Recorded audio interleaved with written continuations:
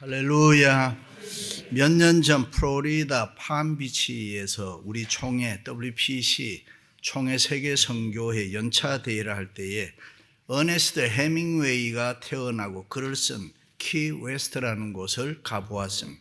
그곳에서 누구를 위하여 종은 울리나 그리고 노인과 바다라는 작품을 써서 노벨상을 탔습니다. 주인공 산티아고가 배를 타고 낚시를 나갔는데 큰 물고기를 만나게 됩니다. 그 물고기와 더불어 3일 동안 싸움을 벌여서 마침내 산티아고 노인은 마린이라는 물고기를 잡아서 배에 싣고 돌아옵니다. 그런데 그때에 상어떼를 만나서 고기가 다 뜯어먹히고 앙상한 뼈대만 끌고 돌아온다는 노인과 바다의 얘기입니다. 산티아고는 몹시 피곤했지만은 그는 개선 장군처럼 돌아옵니다. 이 주인공에게 있어서 그 큰 물고기는 물질의 가치로 보는 것이 아니라 자기의 삶과 자기의 존재를 확인해 주는 그런 보람의 대상이었기 때문에 의기양양하게 돌아옵니다.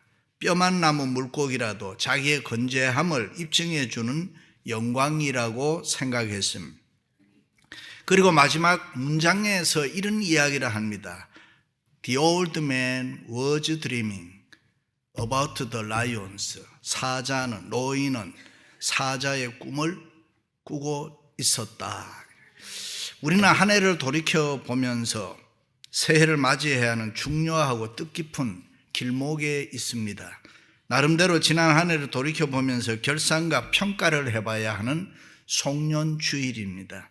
그렇습니다. 뒤를 돌아볼 줄 아는 사람은 자기를 볼 줄 아는 사람. 때로는 우리가 자신을 뒤돌아보면 부끄럽고 창피한 것도 있지만은 뒤돌아봐야 새로운 결심을 우리가 할 수 있습니다. 우리는 뒤돌아봐야 깨닫게 되고 회개하게 되고 새로운 축복을 받을 줄로 믿습니다. 유대인들은 매년 새해가 되면 로시 하사나나 용키퍼라는 종교 행사를 합니다. 우리의 송구 영신 예배나 특별 새벽 기도와 같은 그런 절기입니다. 그때 그들은 특별히 두 가지를 강조합니다. 하나는 그동안 지었던 죄를 회개합니다. 또 하나는 싸우고 원수 맺었던 사람이 있으면 찾아가서 용서하고 화해를 구합니다. 그리고 새 마음으로 새로운 비전을 꿈꾸면서 새해를 늘 시작합니다. 할렐루야. 그런 유대인이기 때문에 세계에서 제일 위대한 민족이 됐습니다. 모든 분야에서 우수한 사람들이 많습니다. 그들의 두뇌가 특별히 잘나서 뛰어나서 그런 거 아닙니다. 매년 이런 행사를 통해서 새롭게 되기 때문에 사람이 새 마음으로 시작하기 때문입니다. 그런 종교적 행사를 통해서 하나님의 기적과 은혜와 축복을 받기 때문에 그런 줄로 믿습니다. 할렐루야. 그렇습니다. 우리도 지난 1년 열심히 노력해서 많은 것을 얻었다면 하나님의 은혜고 하나님의 사랑입니다. 그러나 한편으로 내가 열심히 힘쓰고 애썼으나 내 손에 아무것이 없다고 하더라도 하나님의 뜻으로 받아들이고 그것이 더 큰 축복을 위한 하나님의 섭리라고 생각을 해야 합니다. 특별히 자이든 타이든 교회 생활 제대로 하지 못하고 무의미하게 세월을 보냈다든가 인간적으로 믿음이 없이 게으름과 나태로 그저 그렇게 살았다면은 뉘우침과 반성 그리고 통렬한 회개와 함께 다시 한번 새로운 비전을 꿈꾸며 살 것을 다짐해야 합니다. 왜냐하면 우리에게는 시간이 그리 많지를 않습니다. 우리들의 삶과 시간의 개념은 늘 종말론적인 삶입니다. 그러므로 매일 새롭게 변화된 모습으로 우리는 살아가도록 애를 써야 합니다. 왜냐하면 기독교의 역사가는 주님이 다시 오실 때까지 끝나지 않고 계속 진행되고 있기 때문입니다. 지금 이 시간도 순간순간이 끝이 아니라 또 다른 새로운 시작이라는 것입니다. 그럼 어떻게 해야 한 해를 마무리하고 새로운 마음으로 새해를 준비할 수가 있겠습니까? 첫째는 우리가 버리고 떠나야 합니다. 모든 무거운 것과 얽매이기 쉬운 죄를 벗어버리고 했습니다. 한 해를 마무리하면서 가장 중요한 것이 여러분은 무엇이라고 생각합니까?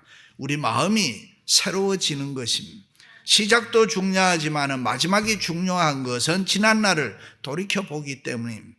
지난 1년 하나님의 말씀에 순종하며 믿음으로 열심히 살았다면 그 나름대로 보람과 위로와 기쁨이 우리에게 있을 것입니다.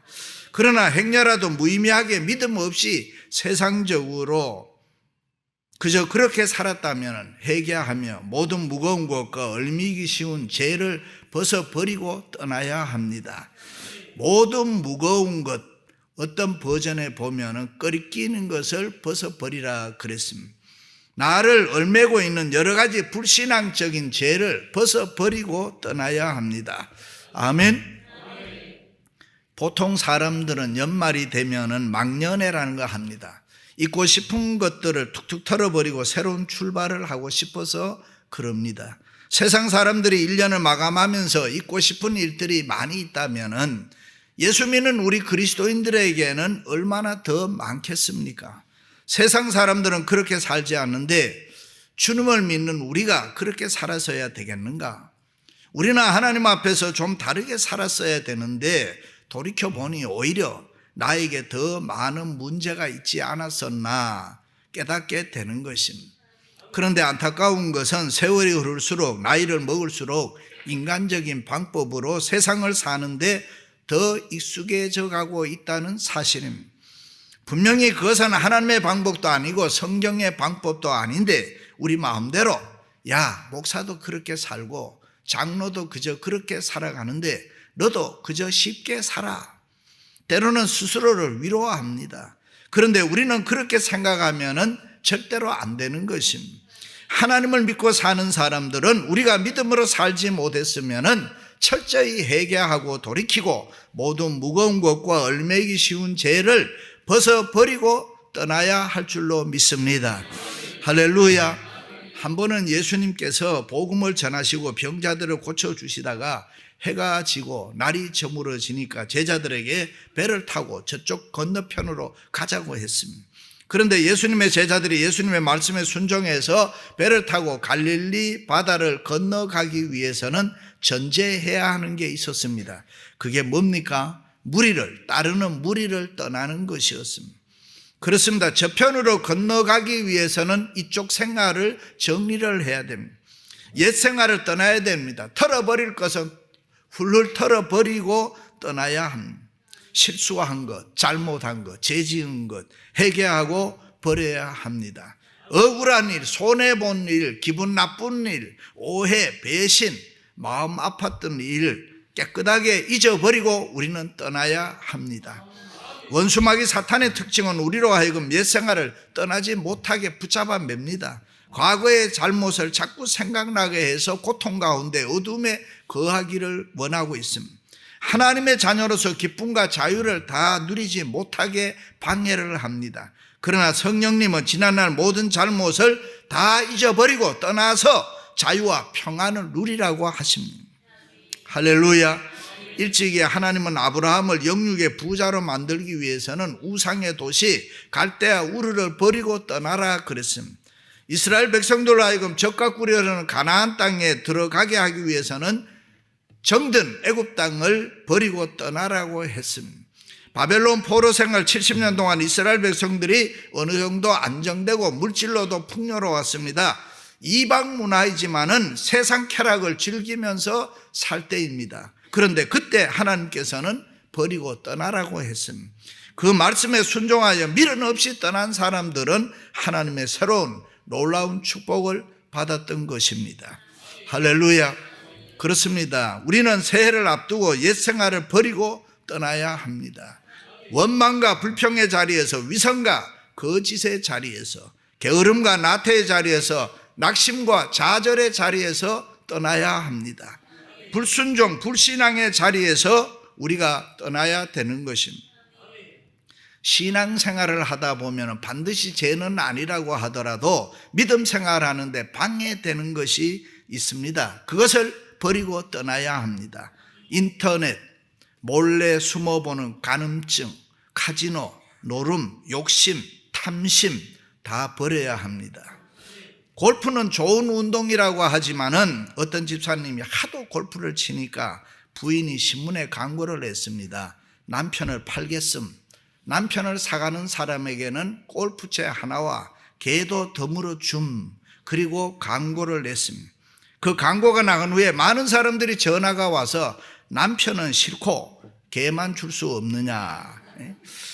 우리가 하는 취미도 오락도 운동도 지나치면 다 무거운 짐이 되는 것입니다. 죄가 되는 것입니다. 그러므로 우리는 얽매이기 쉬운 죄를 벗어버리고 떠날 수 있기를 주님의 이름으로 축원합니다. 할렐루야. 두 번째는 참고 인내해야 합니다. 인내로서 우리 앞에 당한 경주를 경주하며, 우리의 삶에는 기쁨만 있는 게 아니라 슬픔도 있습니다. 행복만 있는 것이 아니라 불행도 있습니다.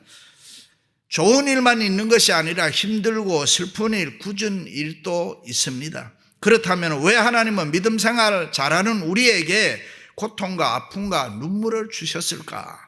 그것은 더 큰 은혜와 축복을 주시기 위해서 그런 것입니다. 우리 인생을 더 아름답게, 더 풍성하게 하기 위해서 주님이 그렇게 하신 것입니다. 믿으시면 아멘. 그러므로 현재 생활이 힘들다고 주저앉지 말고 참고 기다리라는 것입니다. 믿음 생활이라는 것은 조급하면 안 되는 것입니다. 아무리 힘들고 어려운 환경 가운데 있다가 하더라도 낙심하거나 좌절하면 안 되는 것입니다. 신앙생활이란 것은 단 것으로만 된 것이 아닙니다. 신앙은 고난으로 만들어지는 것입니다. 가끔 왜 우리가 약해집니까? 고난이 없어서 그렇습니다. 하나님께서 이스라엘 백성들을 40년 동안 광야 생활을 하게 했습니다. 광야는 춥고 배고픈 곳입니다. 그 이유를 성경은 두 가지로 이야기합니다. 첫째는 불신앙 때문이다. 열정탕군 비롯해서 이스라엘 백성들의 불신앙, 하나님이 약속했고 하나님은 해주신다고 말씀했는데 너희들 인간들은 불신앙으로 안 된다고 아우성치다가 멸망했다 그랬습니다. 두 번째는 하나님께서 이스라엘을 시험하고 훈련시키기 위해서 그랬다. 하나님이 누구시고 어떤 분이라시는 것을 너희들이, 그리고 너희들은 또 어떤 존재라는 것을 분명하게 알아야 된다. 우리가 교회 생활, 신앙 생활 하다 보면은 가끔은 내가 이 정도밖에 안 되는가, 내 수준이 이건가라고 생각하면서 회의를 느낄 때가 있습니다. 차라리 교회에 여러 직분을 받지 아니하고 그냥 조용히 다녔으면 몰랐을 걸.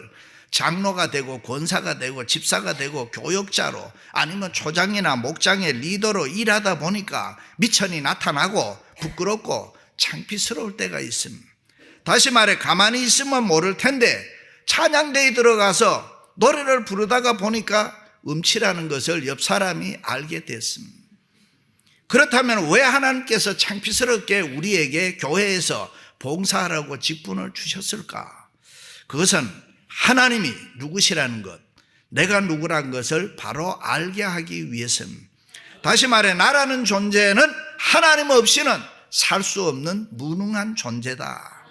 그것을 알게 하기 위해서 그렇습니다. 그냥 있으면 모를 텐데 직분을 받고 보니까 내가 이런 사람이구나 확인시켜 주려고 여러 가지 직분을 주셨습니다. 내가 이렇게 부족한 사람이니까 나에게는 하나님이 꼭 필요하구나. 이것이 신앙생활에서 중요한 문제입니다. 지난 1년 하나님께서는 우리의 신앙을 행위로 증거해야 되는데 1년 동안 우리에게 이것도 해주시고 저것도 해주시고 필요한 대로 채워주셨습니다. 그런데도 혹시라도 원망하고 불평하며 우리가 살지는 않았습니다. 하나님을 믿는다고 하면서 먹고 사는 문제 염려, 근심, 걱정하지 않았습니까? 하나님께서 떡만큼은 내가 책임져 주시겠다고 말씀하셨는데 그것을 믿지를 못했습니다. 그럼에도 불구하고 하나님께서는 떡도 주시고 말씀도 주셨습니다. 좋으신 주님을 찬양합니다. 그 주님을 사랑합니다. 그 은혜가 너무 감사할 뿐입니다. 할렐루야.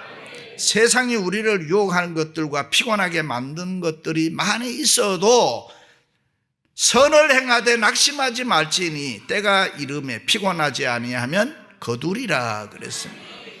어떤 분은 교회를 잘 다니고 예수를 열심히 믿으면서도 하나님의 능력, 하나님의 은혜를 잘 믿지를 않습니다.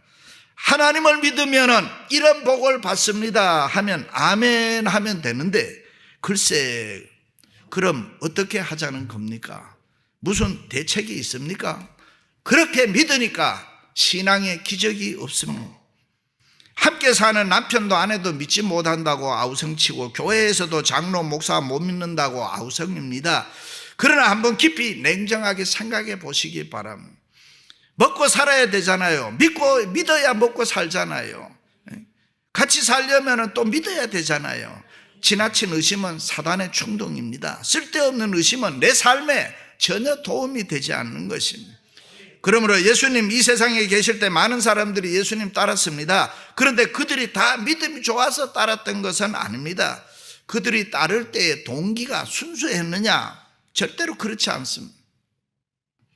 어떤 사람은 병 고치기 위해 따랐습니다. 어떤 사람은 부자 되기 위해서 따랐습니다. 어떤 사람은 성공하기 위해서 주님을 따랐습니다. 그러나 예수님을 따르다 보니까 달라졌습니다. 보고 듣고 배우는 동안에 변화됐습니다. 믿음이 생겼습니다. 은혜를 받았습니다. 할렐루야. 오늘 교회도 마찬가지입니다. 어떤 분은 친구 따라서, 어떤 분은 위로받기 위해서, 어떤 분은 자녀 성공, 사업 성공, 돈 좀 잘 벌어보고 싶어서 나오는 분들이 있습니다. 어떤 분들은 병 고치기 위해서 나옵니다. 조영기 목사님이 폐병에 걸렸는데 17살 때 누나 친구 영자라는 사람이 찾아와서, 야, 너 예수 믿으면 병 다 고치고 너 위대한 사람 될 수 있다.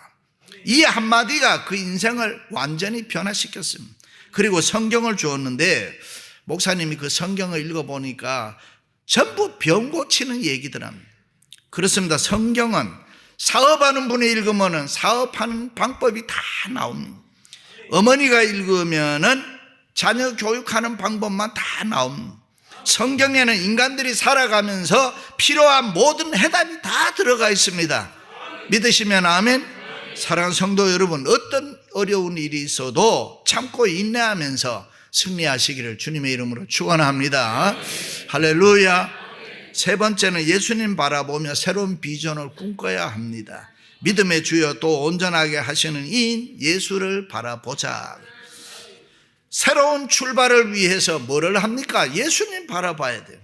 2024년 새해에 어떤 일이 일어날지 아무도 모릅니다. 그러나 우리가 믿는 예수님은 다 알고 계십니다. 미래는 내 것이 아닙니다. 하나님의 것입니다.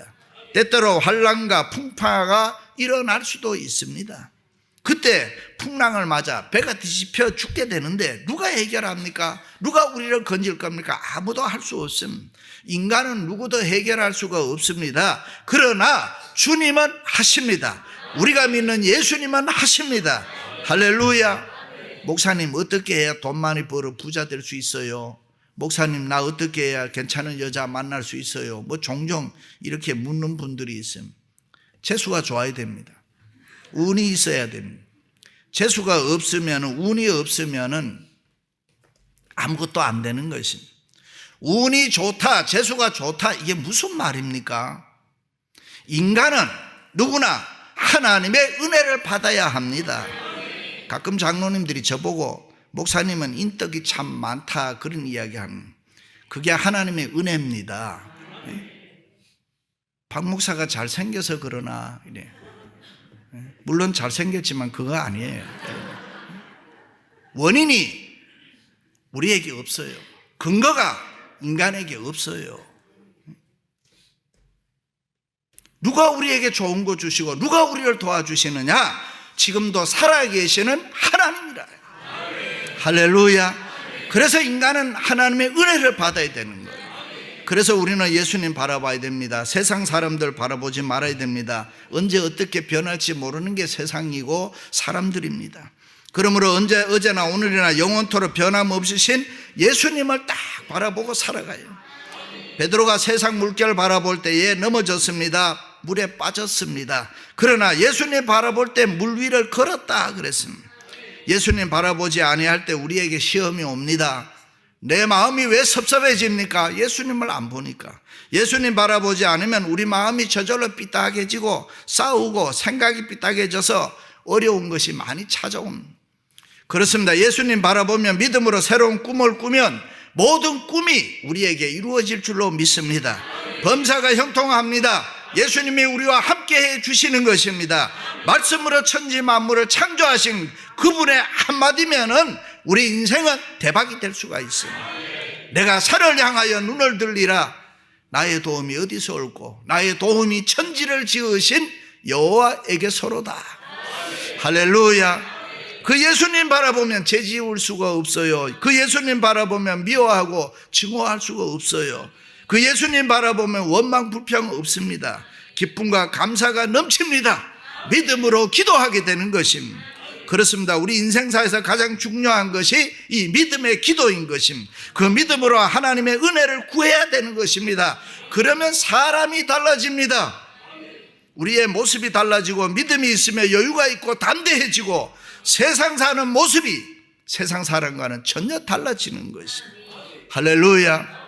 어떤 믿음 있는 좋은 집사님이 은행에 가서 회사에 돈을 인출해 오다가 권총을 든 강도에게 돈 다 빼앗겼습니다. 그때 이 집사님이 생각해 보니까 회사에 그냥 돌아가면 큰일 났단 말이에요. 그래서 강도에게 여보세요, 나 회사에 증거를 남겨야 되는데 이쪽 옷자락에다가 총 좀 쏴주세요. 이쪽도 쏴주고 저쪽도 쏴주고 쓰고 있던 모자도 벗어서 쏴주고 그러다 보니까 7발 다 쐈습니다. 더 쏴달라고. 그러니까 그때 강도가 총알 없어. 어떻게 했겠어요?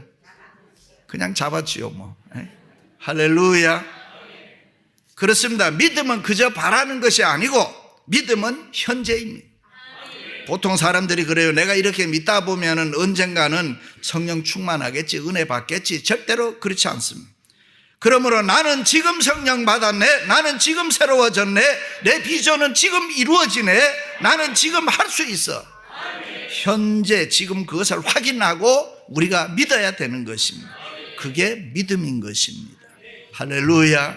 사랑하는 성도 여러분, 한 해를 마무리하고 버릴 것은 버리고 어떤 어려움이 있어도 참고 인내하면서 예수님 바라보면서 새해에 승리하시기를 주의 이름으로 축원합니다.